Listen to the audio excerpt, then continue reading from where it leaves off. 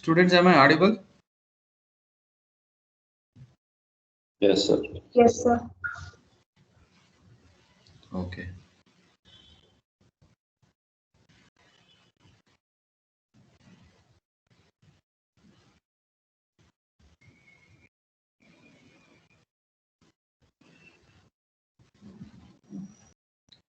Is a slide visible to you?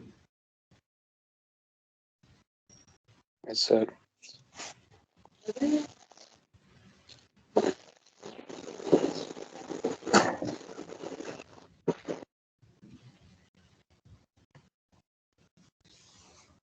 Okay.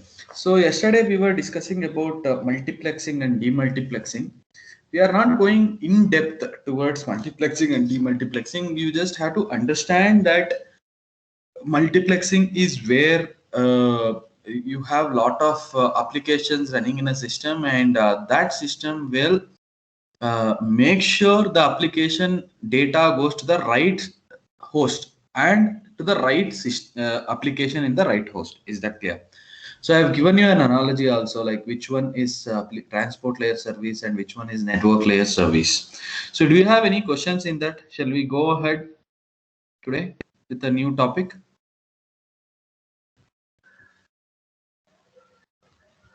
Am I audible, students? Can we go ahead? Yes, sir. Yes, sir. Okay. So you can see in this slide there are two systems and one server. So let us see how. So datagram socket is generated in the first system, and the socket number is 9157. Similarly, in the process 4. Process 3 it is 9157, process 4 it is 5775, and socket in the server is 6428, which will be an open socket. It will be waiting for requests. So you can see a request from P3 has reached P1 with the source port as 9157 and destination port as 6428. So for that, a response has been sent from P1 to P3. Similarly, P1 is sending a request now to P4, and P4 has to give the response. Okay. So what will be the source port and destination port? Don't worry, as of now, you will understand that. Okay. We will be teaching you socket programming, then you will clearly understand that. Okay, now four tuples you have to keep in mind in TCP socket. One is source IP address, destination IP address, source port number, and destination port number. Okay, so receiver uses all the four values to direct the segment to appropriate socket. Server host may support many simultaneous TCP sockets. Keep this in mind, students.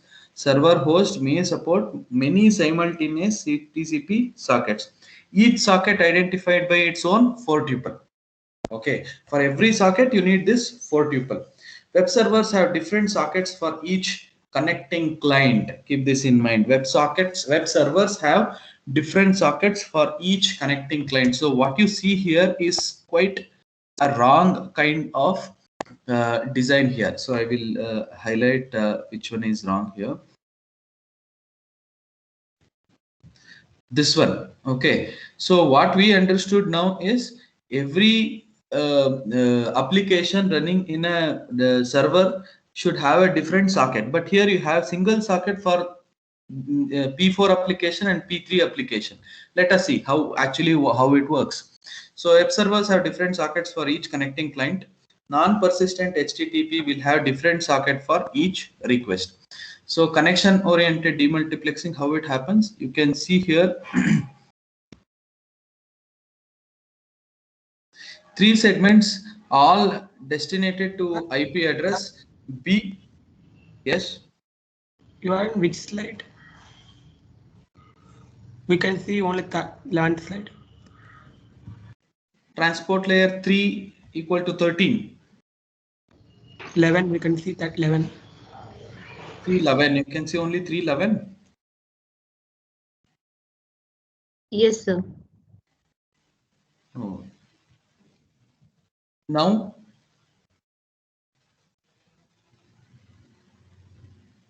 No change, sir. Only Still the same, sir. okay, give me a second. Now it is 13, It is sir, changed, but sir. not in PPT mode. Not in PPT mode. Okay, I will share my whole screen itself so that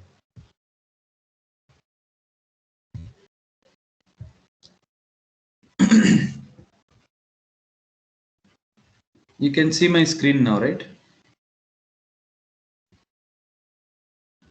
Yes, sir. Now can you see the slideshow 313? Yes, sir. Yes. Yes, sir. If I go back now, can you see 312?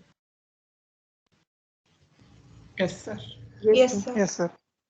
Okay, so this is what I was trying to tell you, the four tuples which you need to keep in mind, that is source IP, destination IP, source port, destination port. Okay, and this point, web servers have different sockets for each connecting client. Okay, so that's what is shown in the next diagram. So you can see here P4, P5 and P6 running in the server. P3 is communicating with P4, P2 communicating with P6 and P3 communicating with P5. This application server have multiple ports or multiple sockets for different requests which it is receiving. Is that clear? So all are destinated to IP address B only, but the destination port is also same 80 and are multiplexed at different sockets. Is that clear? Port number is same, IP address is same, but it is multiplexed at different sockets to give the data to the right application. Is that clear? So that's what I told you. Don't worry much about this now. You will understand this when we do socket programming in the lab sessions. Okay, so threaded server, why it is threaded server? Because you have multi threads there. Okay, so P4 is making multiple threads so that it can accommodate or it can communicate with different processes. That's about multiplexing and demultiplexing. Now we are going into the the important topic. So connectionless transport, UDP. Now you have a clear idea about what is TCP and UDP, students. What is the difference between TCP and UDP? Did the slide change? Can you see 315? Yes, sir. Yes, sir. Yes, sir. Okay. So connectionless transport, that is UDP. Okay, let us see. So it's a no frills bare bones internet transport protocol, best effort service UDP segments. When best effort service, so I have already told you UDP provides best effort service. UDP segments may be lost, delivered out of order to the apps, because it doesn't try to give you in order delivery, or it doesn't have congestion control mechanism, it doesn't have flow control mechanism. We have seen that in the previous class. So what do you mean by connectionless here? Please students, keep this in mind. Connection oriented and connectionless is nowhere related to wired and wireless communication. Okay, many students will get this confusion, like, is it something related to wireless and wired? No. Connectionless and connection oriented are totally different things. Connection oriented in the sense, before sending the data, you will have a small communication to the communication with the sender and receiver, that how many data it has to send, and what is the window size. All these information will be calculated in the connection establishment phase. It is also called as three-way handshake phase. Okay, so in connectionless there is nothing. You are not worried whether the receiver is ready to receive it or not. You will simply send your packet, that's all. Okay, so in connectionless, no handshaking between UDP sender and receiver. Each UDP segment handled independently of others. Is that clear? There is no relation between one UDP segment to another UDP segment. What is the use of UDP then? Streaming multimedia apps. Why UDP is used in streaming multimedia apps? Because it is loss tolerant and rate sensitive. So any guess, students, can you just guess and let me know what do you mean by loss tolerant? It can bear the loss. Bear the loss in the sense how? Let's say I'm watching the 180 and let's say I have internet delay and shift to 720p. I'm okay with that. Like that. Okay. Okay. Any other answer? Like similar to what Saket said, Even when if we miss 2 or 3 we are seconds, watching then Okay. Okay. Fine. So let me tell you in this way. Say for example, you are going for a video conferencing. What do you mean by video conferencing? You are sending packets. I mean, you are sending images one by one continuously. A video is that it's a streaming of images continuously. Okay, right. Every image is called as a frame here. Okay, so per second you will be transmitting huge amount of frames, thousands of frames per second, which will display you as a video. Is that clear? That's the technology of videos. Now, for every frame, what happens with TCP? If for every frame, if you are expecting a acknowledgement, so that means a frame should reach the destination should send the acknowledgement, only then you will send the next frame. So imagine the kind of delay. The video which will be displayed to you will be very slow, and you will have a like uh, slow or sluggy video conferencing experience. Is that clear? So if you don't have this kind of waiting for the acknowledgement and then sending the next frame, in that case what you will do, you will be keep on sending the frames which will be quite fast. Okay, and multimedia applications require that kind of a speed. Is that clear? That's why UDP is used for multimedia applications. And also what happens, I'll let you know one more scenario. Say for example, you are using TCP for this multimedia application. If any packet is lost in between or any frame is lost in between, what happens?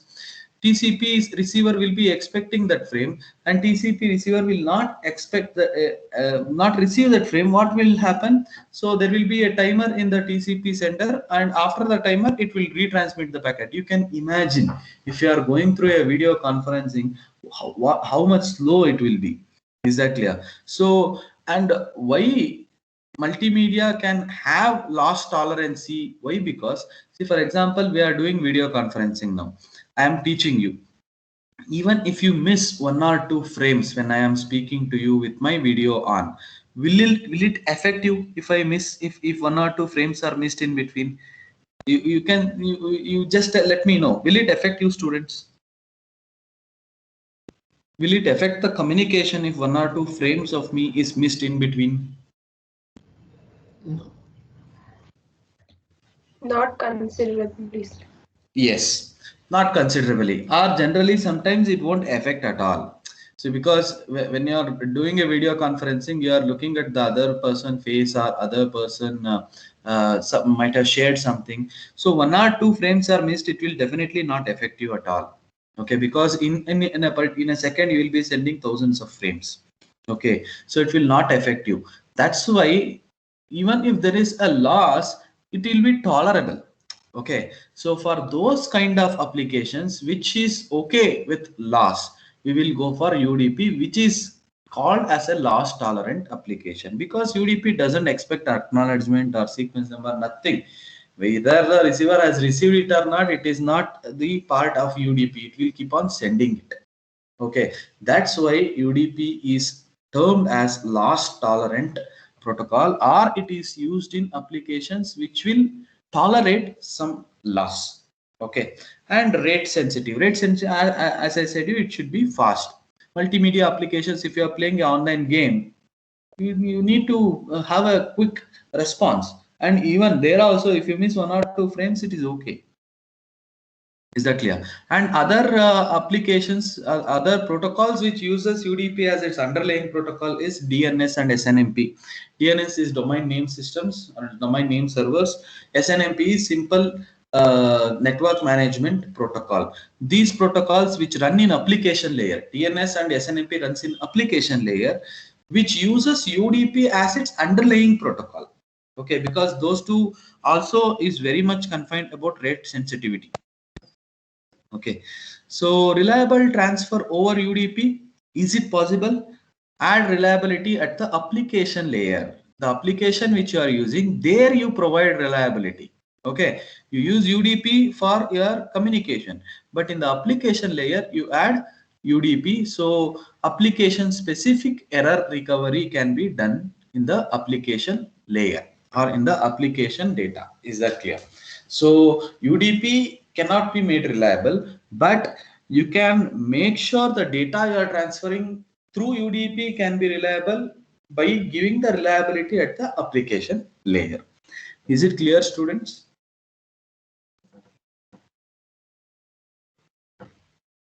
Hello? But what it Yes, means, sir. What? what it means that reliability at the application layer means. See, reliability you are giving at the transport layer, right? Like you are getting the acknowledgement number, sequence number, all those things you are getting, right? The same feature is provided in the application layer. When the application receives some, like say continuously it is receiving the data, some data in between is missed. You can ask the through the application, you can ask the other application running in the other host to retransmit that packet if it is required. Generally, application we don't maintain any reliability, but some applications require which are rate sensitive, but it also can't tolerate loss. In that case, in the application layer, you can provide the features of TCP. Okay.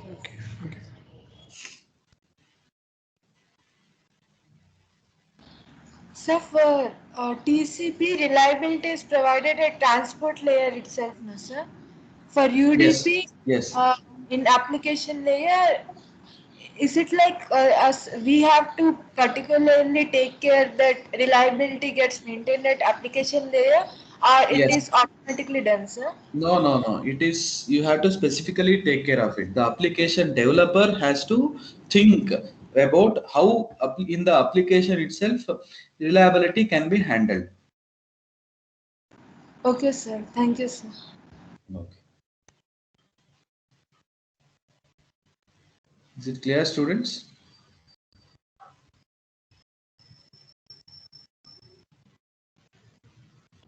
Yes. Okay, we'll go to the next. Yes. So how does the UDP header looks? Please have a look at this, and I suggest you to write down this segment format, because you may think anyway you will receive the slides and you need not write it in the notebook. But if you don't write it at least once, you will not remember the fields in the header. Okay, so I suggest you to write it. So you can see there are 4 fields: source port, destination port, checksum, and length. There are no IP addresses associated with a transport layer header. Is that clear? So what does this length mean? Length in bytes of UDP segment, including the header. That means how much data you are transmitting in that packet, and what is the size of the header. Everything including the length is given here in bytes of UDP segment, including the header. And you can see source port, destination port, checksum. Checksum is basically to correct the bit errors. Okay, if there are any bit errors while transmitting your packet from source to destination, what do you mean by bit errors? If the whole data will be converted into binary, right? Zeros and ones. So if any zero is converted to one in between the transmission, or if one is converted to zero, that means bit error. That particular bit is errored. Okay, that means it is altered from 0 to 1 or 1 to 0. Okay, so if you can find out that particular bit, you can change it by yourself, because if you can find out which bit is altered, you can just change the bit 0 to 1 or 1 to 0. Is that clear?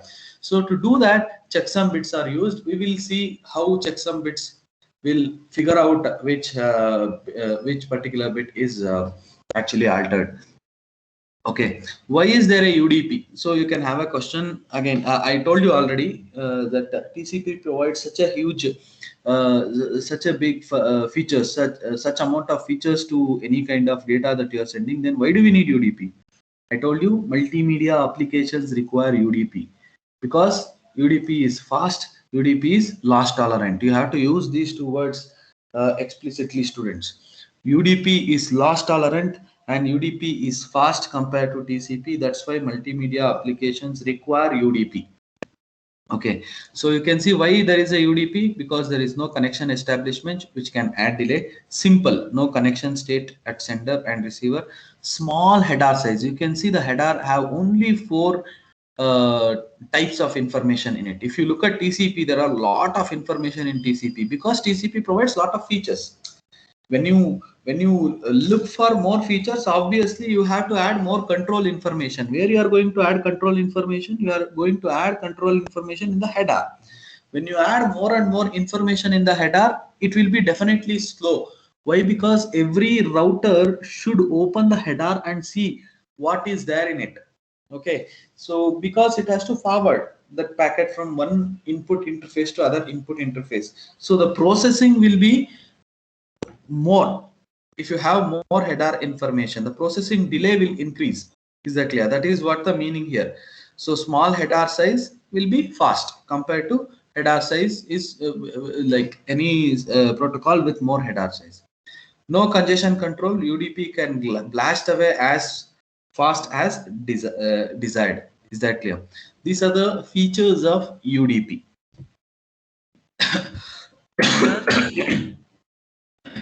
This is the UDP segment format. Hello, sir. So, yeah. Sir, in the UDP, in UDP segment, there is no IP address, no, sir. How can it reach to the correct client? IP address will be added in the network layer, right? When you are sending a packet, first you are generating some information in the application layer. So application layer, say for example, you are using HTTP. HTTP header you have already seen. So that information will come from the application layer.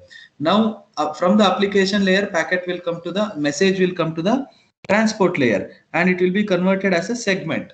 So here it will decide whether you have to go for TCP or UDP. Then it will prefer any one.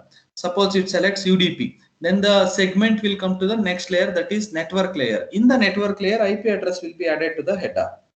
Every layer will keep on adding some or the other information. Similarly, when it goes to the data link layer, it will add MAC address. Is that clear? It goes on like that. Am I clear? Yes, sir. So without crossing network layer, your packet cannot go into the network, right? It cannot go out of your system. So network layer will add the IP address there.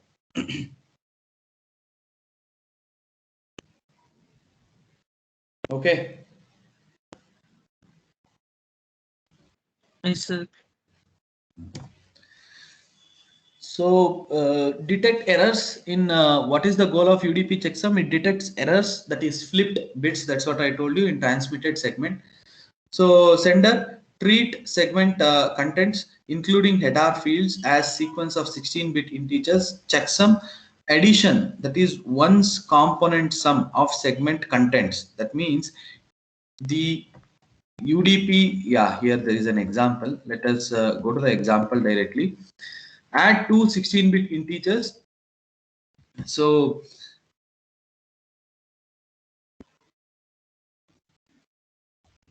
let me tell you.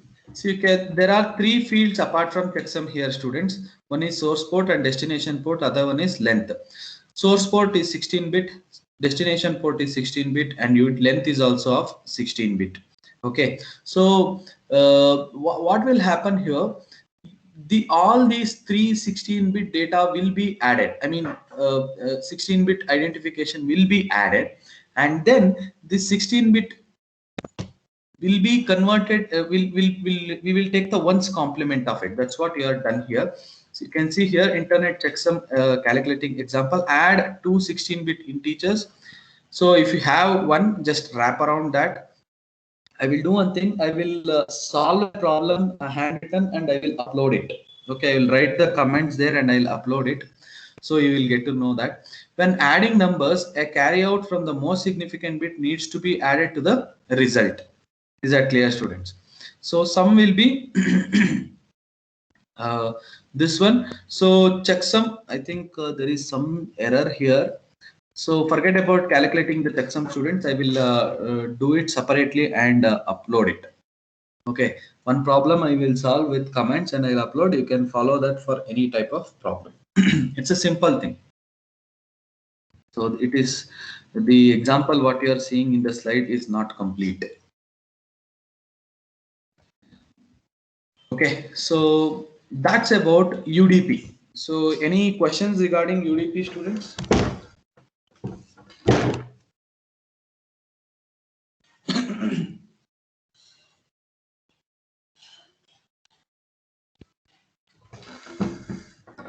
You have any questions regarding UDP?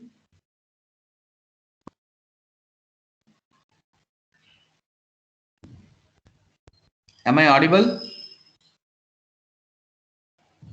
Yes, sir. You are audible.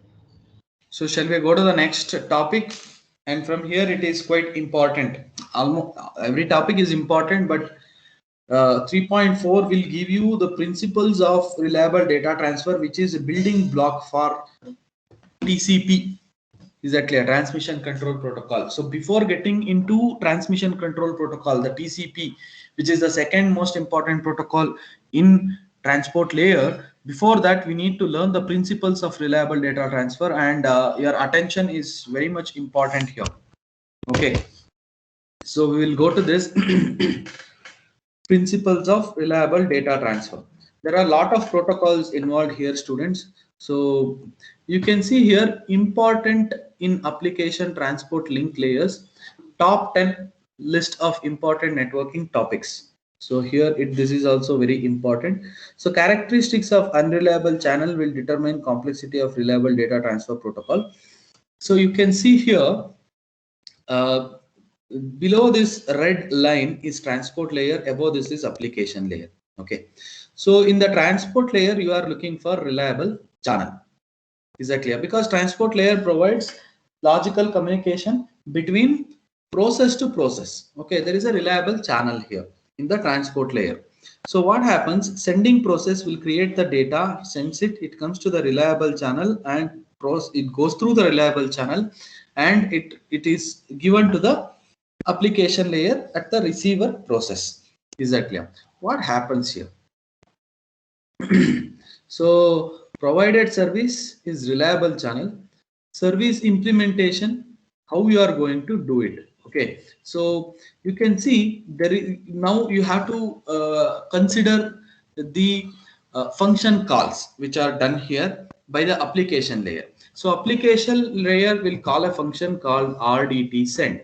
What happens in the RDT send? Reliable data transfer sending side.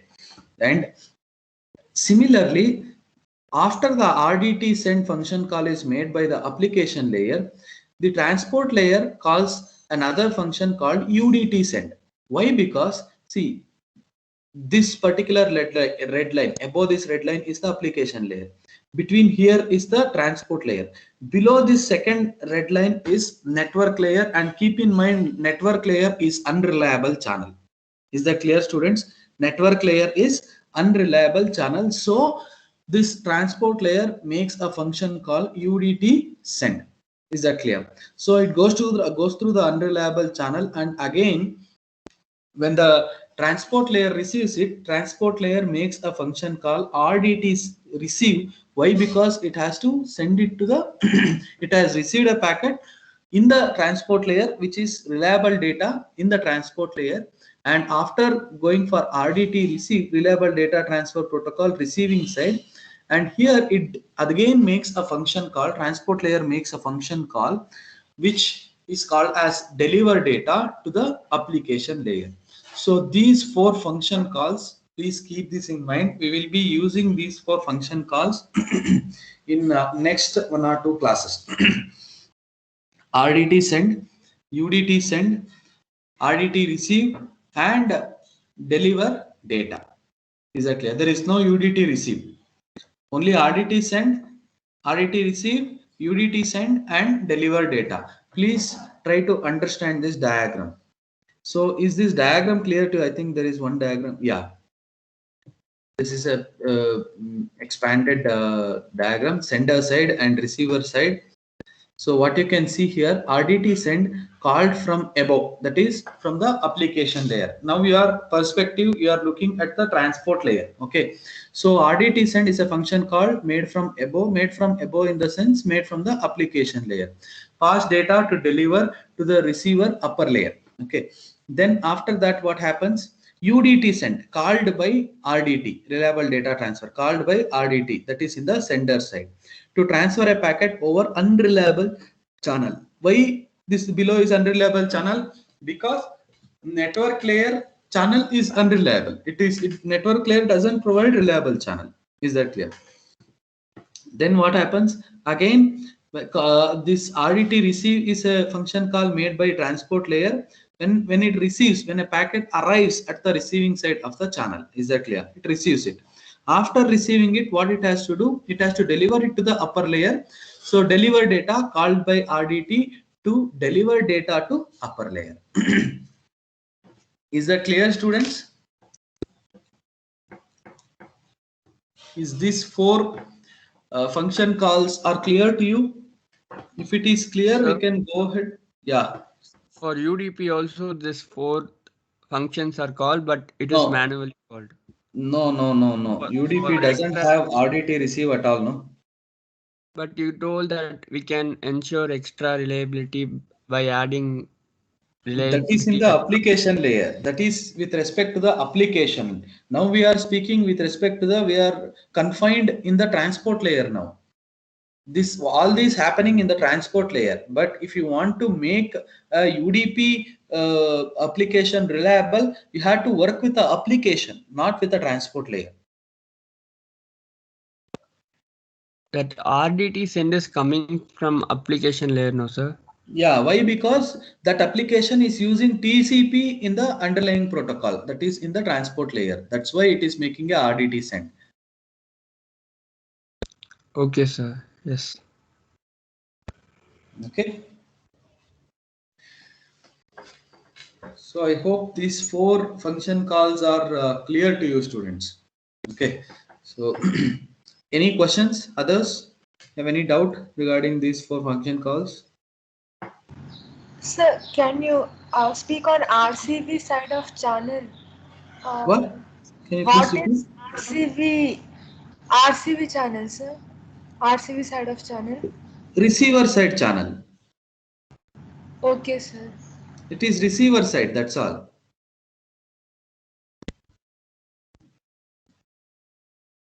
This part, receiver side part. Yes, sir. Okay. So we are getting started with a reliable data transfer, students. So incrementally develop sender receiver side of the reliable data transfer protocol, RDT. So consider only unidirectional data transfer, but control info will flow on both the directions. So keep this in mind, students. We are learning RDT only with unidirection, that is half duplex. You send at a time and wait for the receiver to send the information. Is that clear? So consider only unidirectional data transfer, but control is between both. So use finite state machines to specify sender and receiver. We will use these finite state machines to represent the sender and receiver side, what's happening in the sender and receiver side. Why? Because for you to understand what is reliable data transfer. Okay, so we will write the FSM like this. You have state 1 of a sender, state 2 of the sender, then it moves to state 3, or whether it comes to state 1 again. Is that clear? So say a sender moves from state 1 to state 2, how it will move? There is an event causing state transmission and there is an action for that. Okay, for every in the diagram, in the FSM diagram, you have to write it. State 1 is moving to state 2. What will be the event and what will be the action? Event will be written above the line and action will be written below the line. Is that clear? So for every RDT protocol, that is reliable data transfer protocol, so you have RDT 1.0, RDT 2.0, RDT 2.1, RDT 2.3, sorry 2.2, and then RDT 3.0. These 5 protocols we have to study now. So for all these protocols, we will be understanding. I mean, why we have to study so many protocols, you can ask. In every protocol, we will be adding one or the other feature. Okay, in the first protocol, we will consider our reliable data transfer channel doesn't have any errors, doesn't have any data loss. We will consider that and we will see how our FSM looks. Then we will consider if there is any bit errors, what I have to do. And then we will consider if there is any data loss, what I have to do. Is that clear? Like that, in every protocol, a new feature has to be added and then FSM has to be written for that. Okay, so state 1 to state 2 it will move like that. You have to keep on writing it. So let us see the first one. RDT 1.0, reliable transfer over reliable channel. Is that clear, students? So the channel is reliable. The assumption here is channel is reliable. Reliable means what? There is no bit errors, there are no packet loss. Underlying channel is perfectly reliable, no bit errors and no packet loss. Is that clear? No bit errors and no packet loss. You have to send, wait for the acknowledgement, and once you receive the acknowledgement, send the next packet. That's all. As simple as that. So separate FSM for sender and receiver. Sender sends data into underlying channel. Receiver reads data from the underlying channel. So you can see here FSM for the sender. Please look at this diagram, students. FSM diagram for the sender. What will be the first state? In the first state, the transport layer is waiting for call from above. Is that clear? It's waiting for a call from above. When it receives a call, what is the call? RDT send. You can see here RDT send is the first call which comes from above. Okay, RDT send. What it is sending? It is sending data. This parameter will have what actually it is sending. RDT send, it is sending data. This is an event which is happening. For this event below, what is the action? Okay, transport layer will create a packet, will make a packet. Okay, packet equal to make packet data. Whatever the data it has received, it is making a packet. Okay, and then that packet has to be sent to the below layer, which is a unreliable transfer. So what you are making, what is the call you are making? You can see here, students, UDT send. That's what you are doing here. UDT send with what? You are sending the packet there. Is it clear, students? RDT send, in the first state, your sender is waiting for a call from above, and what happens here? Whenever it receives a call from above, the call is RDT send. This is the action, and event is it makes a packet, it sends it, and comes back to the same state. It is in the same state. It is not going to any other state, students. You can see it's a loop back. It comes back to the same state. It sends and keep on waiting for a call from above again. Okay, what happens in the receiver side? Wait for call from below, because it has to receive from the network layer. RDT receive, you can see here. RDT receive is the function call after receiving a packet in the receiver side. RDT receive, it has received a packet. What it has to do after receiving the packet, it has to deliver it to the above layer. Before delivering it, what it has to do? It has to extract data from that packet.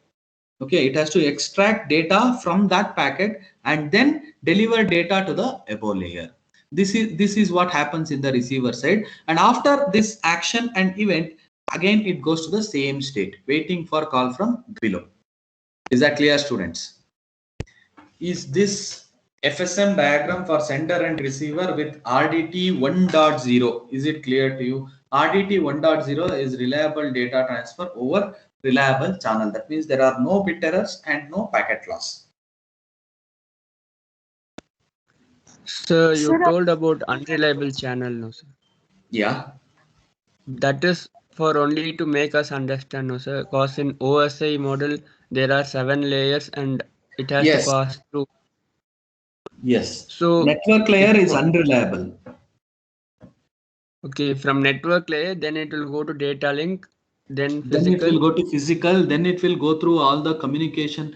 I mean, it may be wireless or wired.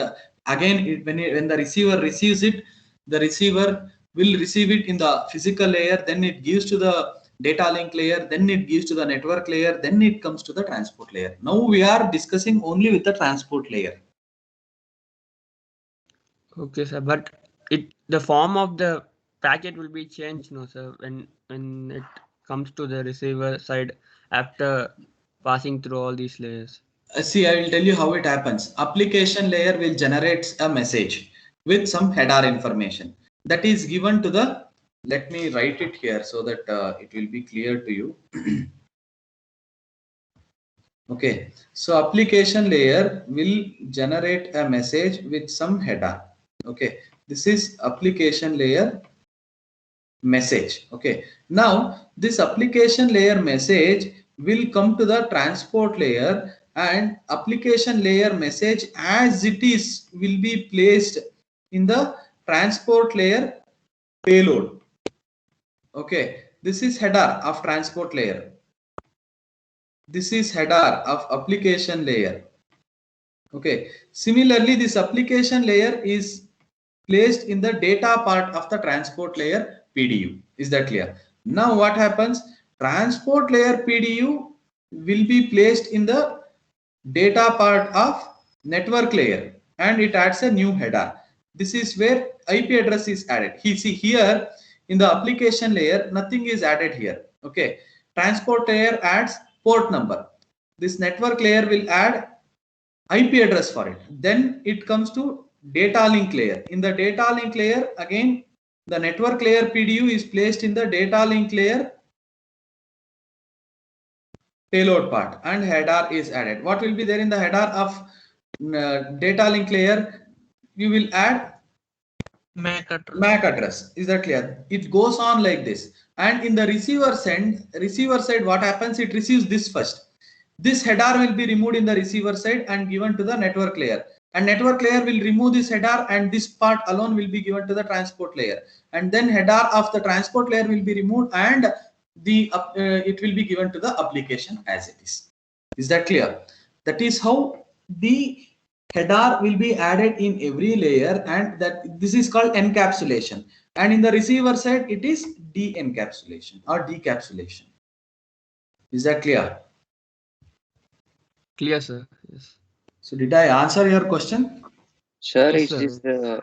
this is also called as multiplexing, no, sir? How this is multiplexing? Multiplexing is totally a different concept. No, this is encapsulation, process of encapsulating a packet into another layer's packet.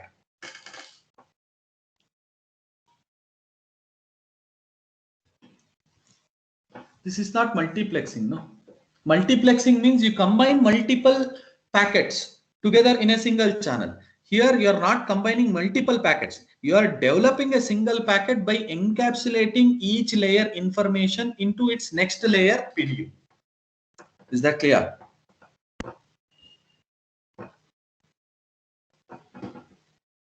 Am I clear, students? Yes, sir.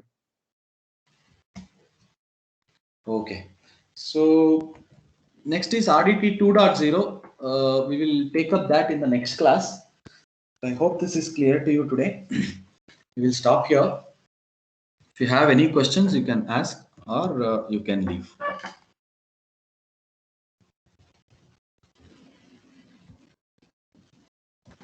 So packet is also PDU, sir. That's what I told. No, see, specifically if you want to say the PDU name of every layer, application layer PDU is message, transport layer PDU is segment, data link is network layer PDU is datagram, and data link layer